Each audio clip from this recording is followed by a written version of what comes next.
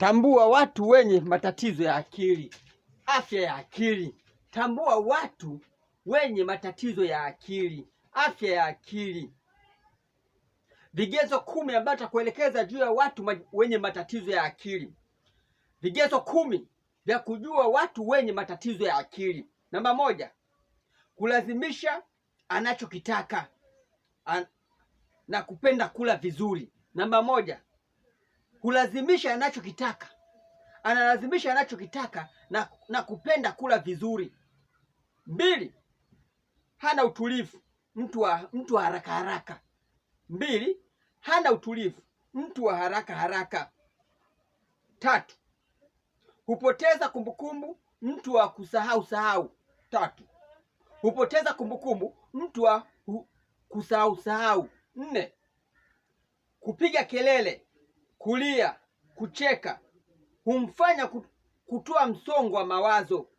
4, kupiga kelele, kulia, kucheka humfanya kutoa msongo wa mawazo. 5, hataki ushauri, anaamini anachokifanya.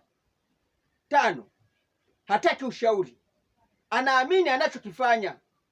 6, hufanya vizuri, hafanyi vizuri jambo lake bila kusimamiwa na mtu. 6, hafanyi vizuri jambo lake bila kusimamiwa na mtu, na ni mtu wa kushtuka pindi anapolala usingizi. 7, husikia sauti katika akili yake mwenyewe. Hujisikia anasikia sauti zinazoongea katika ufahamu wake, katika ubongo wake. Husikia sauti za nje, anazisikia yeye mwenyewe.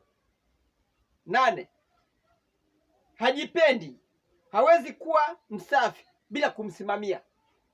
8, hajipendi, hawezi kuwa msafi bila kumsimamia. 9, hawezi kujitegemea kuendesha maisha yake binafsi. 9, hawezi kujitegemea kuendesha maisha yake binafsi. 10, waongo na hawana mipaka yao ya kujithamini, kujijua uthamani wake. 10, waongo na hawana mipaka yao ya kujithamini, kujijua uthamani wake. Hivyo ni vigezo 10 namna ya kumsaidia mtu mwenye matatizo ya afya ya akili, namna ya kumsaidia baada ya kuona matatizo hayo. Usiwe ni mtu wa hasira, usiwe mtu wa hasira. Kubali gharama zinazopotea. Gharama zinazopotea inabidi ukubaliane nazo, kuzibeba dhamana gharama zile. Mpatie upendo, wanapenda upendo. Mpatie upendo na umpe vitu vya kufanya na kumfundisha namna anavyotakiwa kuishi, na umfundishe namna inavyotakiwa kuishi. Mchanganye na wengine, mfundishe kufanya kazi. Mchanganye na mwingine, mfundishe kufanya kazi za kujitegemea, kupata riziki. Usimfungie, mpe uhuru ili kumwondolea mawazo. Mpeleke shuleni na umpatie tiba hospitalini apate dawa. Usimkatishe tamaa, mtie moyo na kumtengenezea mazingira ya kumpa nafasi ya kufikiria. Tarudia, namna kumsaidia mgonjwa mwenye matatizo ya afya ya ufahamu wa akili. Usiwe mtu wa hasira, mtu wa kukasirika. Kubali gharama zinazopotea, kubaliana nazo. Mpatie upendo na umpe vitu vya kufanya na umfundishe namna anavyotakiwa kuishi. Mchanganye na wengine, mfundishe kufanya kazi. Usimfungie, mpe uhuru ili kumwondolea mawazo. Mpeleke shuleni na umpatie tiba hospitalini apate dawa. Usimkatishe tamaa, mtie moyo na umtengenezee mazingira ya kumpa nafasi ya kufikiria. Tie moyo na umtengenezee mazingira ya kumpa nafasi ya kufikiria. Tambua watu wenye matatizo ya afya ya akili. Tambua watu wenye matatizo ya afya ya akili. Afya ya akili, namba 1, kulazimisha anachokitaka na kupenda kula vizuri.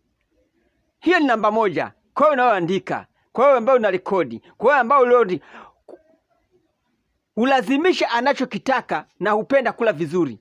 2, hana utulivu, mtu wa haraka haraka. Hiyo namba 2, hana utulivu, mtu wa haraka haraka. 3, hupoteza kumbukumbu, mtu wa kusahau. 3, hupoteza kumbukumbu, mtu wa kusahau. 4, kupiga kelele, kulia, kucheka na humfanya kutoa msongo wa mawazo. Kupiga kelele, kulia, kucheka humfanya kutoa msongo wa mawazo.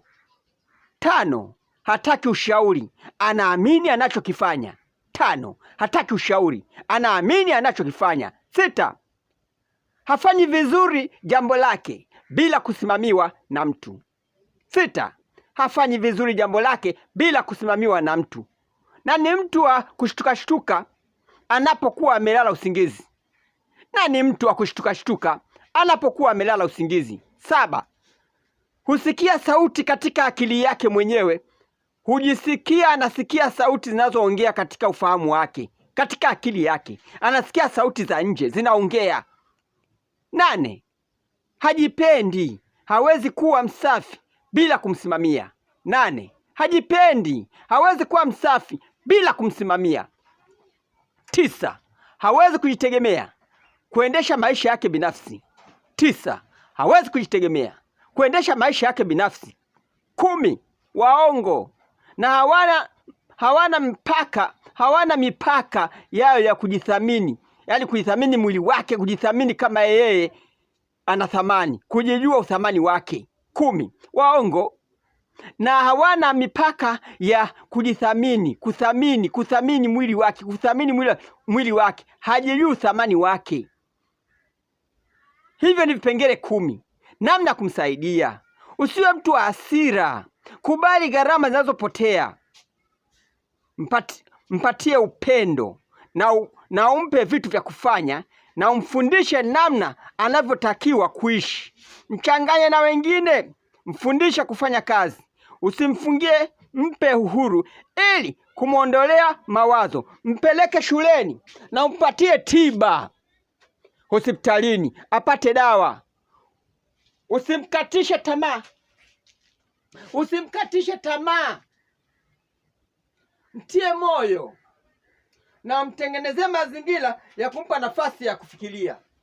Usimkatishe tamaa na umtie moyo wa kumtengenezea mazingira ya kufikiria.